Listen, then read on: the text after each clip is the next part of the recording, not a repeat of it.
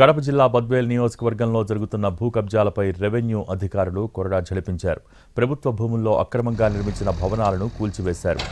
బద్వేల్ నియోజకవర్గంలో ప్రభుత్వం భూముల ఆక్రమణలపై కలెక్టర్కు ఇటీవల భారీ ఎత్తున ఫిర్యాదులొచ్చాయి. దాంతో స్పందించిన కడప కలెక్టర్ శ్రీధర్ కబ్జా జరిగిన ప్రాంతాల్లో డ్రోన్ కెమెరాల ద్వారా సర్వే చేసి ఆక్రమణలు గుర్తించాలంటూ ఆర్డీఓ చంద్రమోహన్కు ఆదేశాలు జారీ చేశారు. దాంతో రెవెన్యూ యంత్రాంగం కదిలింది. డ్రోన్ కెమెరాల ద్వారా వాగులు వంకల్ని సర్వే చేశారు. వాటిని ఆక్రమించి నిర్మించిన భవనాలను వెంటనే కూల్చివేశారు. ప్రభుత్వ భూములు ఆక్రమించిన వారిపై కేసులు నమోదు చేశారు.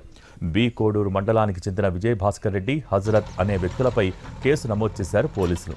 ఇవాళ మరోసారి పలు ప్రాంతాల్లో భూ కబ్జాలపై డ్రోన్ కెమెరాల ద్వారా సర్వే చేయనున్నారు.